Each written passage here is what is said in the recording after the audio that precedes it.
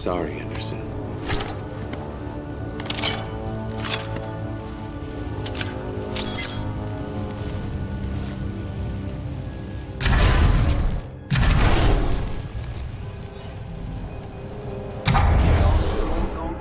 Personnel and research teams proceed directly to the nearest emergency shelter access point due to a... Please remain calm and contact the nearest order... Personnel for assistance. Heard something. Anyone got eyes on?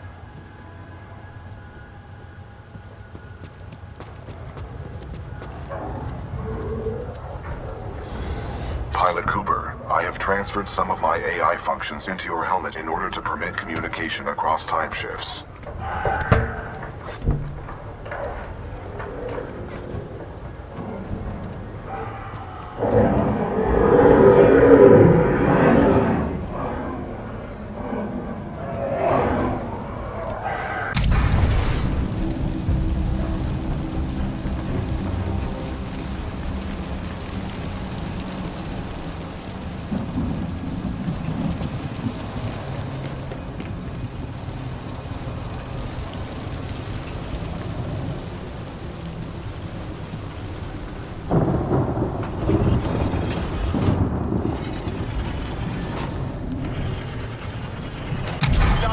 Heading towards wildlife research. Get the rest of the eggheads evacuated and set up a choke point.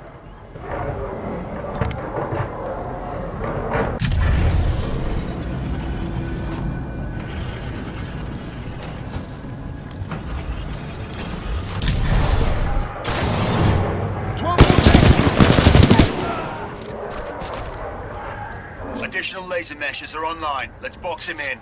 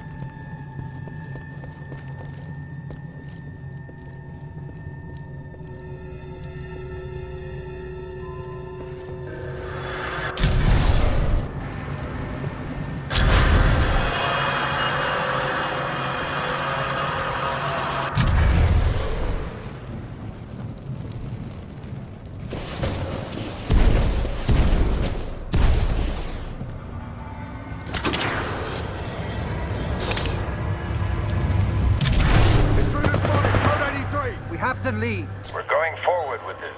The test must be completed.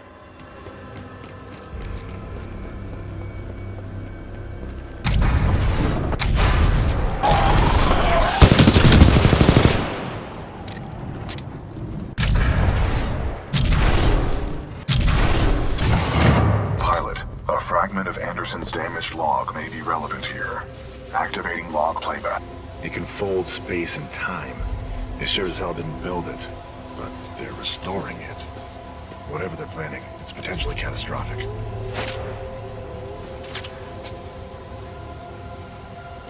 Anderson out.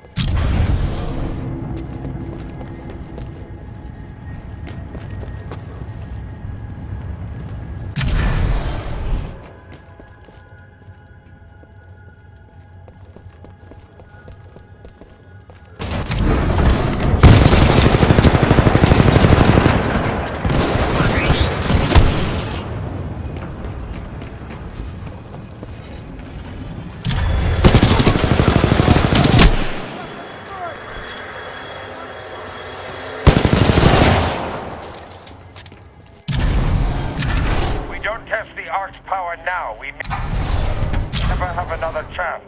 Zulu 6, prep the Ark for delivery. Lost visual!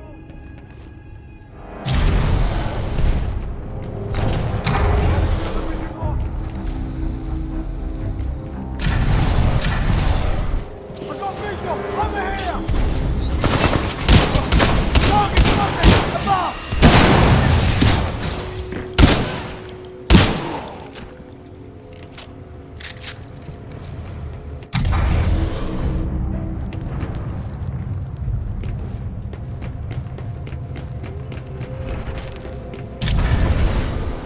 Anderson's log 342. The full weapons power source is called the Ark.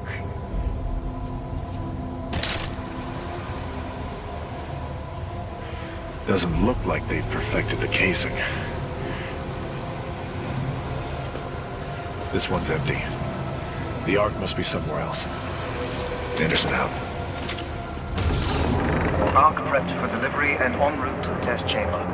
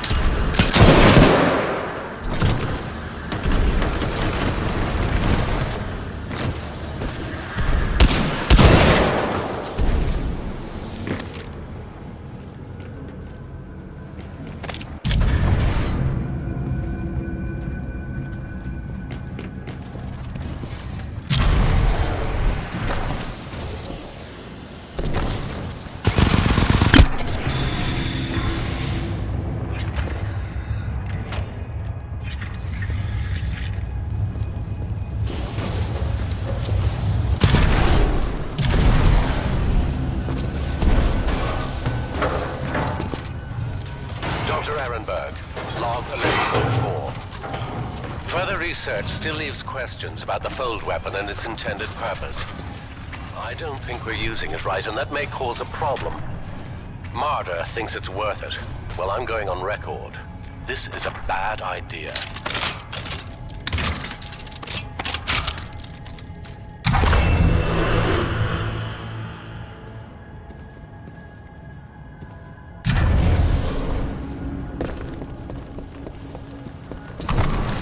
Spin up the outer rings. Test sequence will commence once the Ark is in place.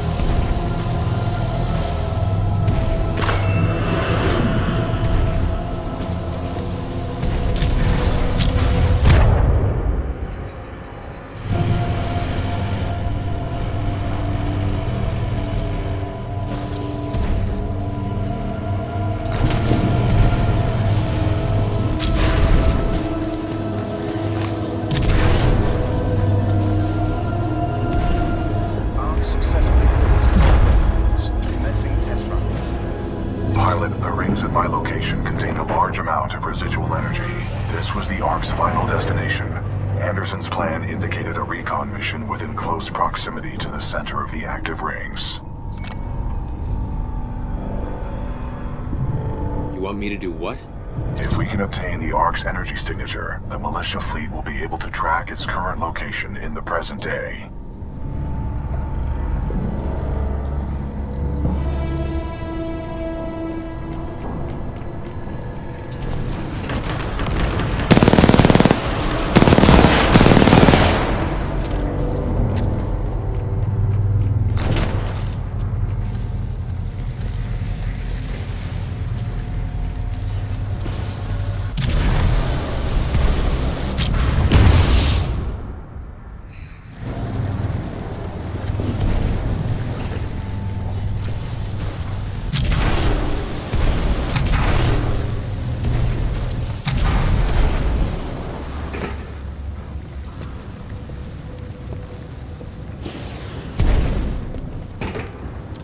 Dr. Jefferson Boyle, Log 1.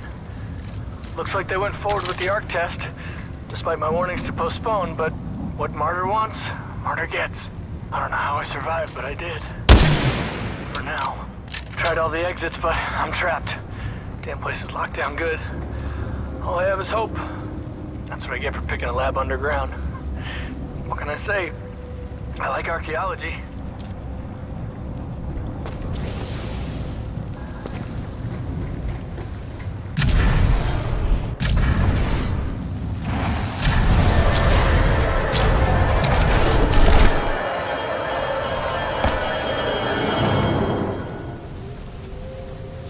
They were targeting this planet's moon as a test. This damn thing was just a test. One of our own planets is next. They're going to hit this intel to Sarah. Right there, pilot. I've located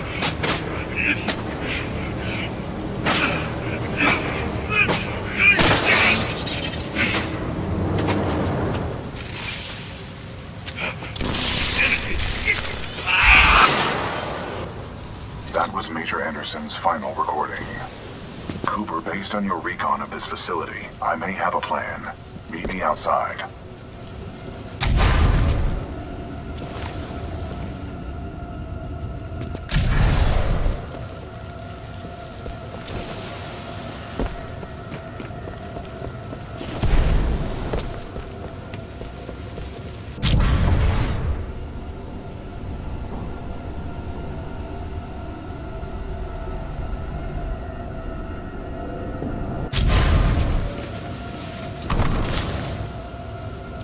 I would like to spend some time today to talk about the value of human life.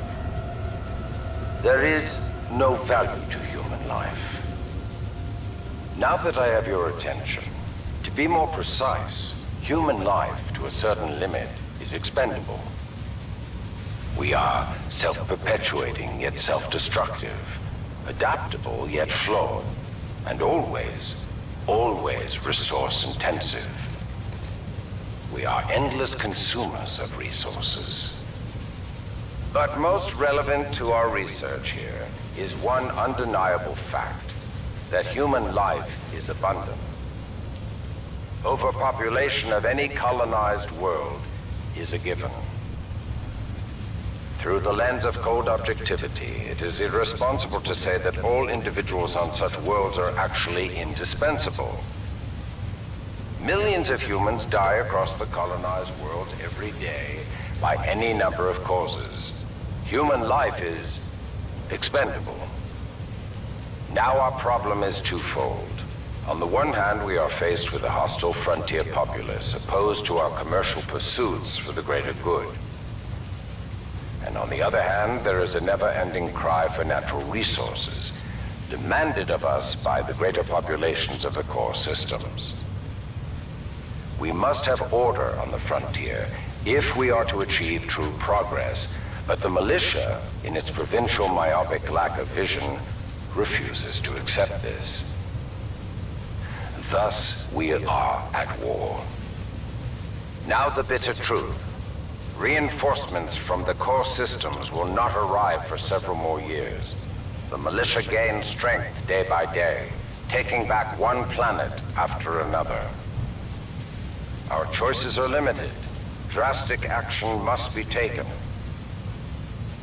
Again, I remind you all of one simple truth, that human life is abundant. And, as distasteful as it may sound, human life is, in truth, expendable. And so that brings us to this planet Typhon, where we have discovered a gift, a machine that will do more than change the tide.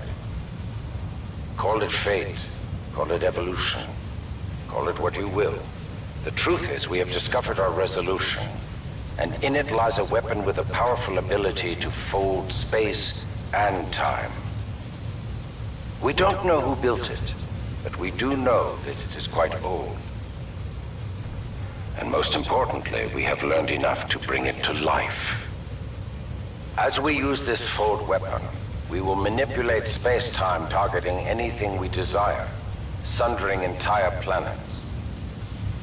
Our restoration efforts in the mountains are nearly complete, but one task remains. We must complete a small-scale test here first, to tune the power source, or the arc, as our colleagues tend to call it. Once we have accomplished this, we will transfer the power source, the arc, to the full-scale site, and destroy one populated militia planet and then another, until they capitulate. We will open an Einstein-Rosen bridge sending through thousands of concentrated gravitational waves. This will rip apart and sunder every molecule, every atom, and every living thing we target, resulting in total loss of life. But lest we lose sight of the bigger picture, remember those losses are ultimately replaceable by the inexorable march of human reproduction. By decisively neutralizing the militia forces, we will in fact safeguard the existence of the human race, extending its reach and power towards a prosperous and bright future.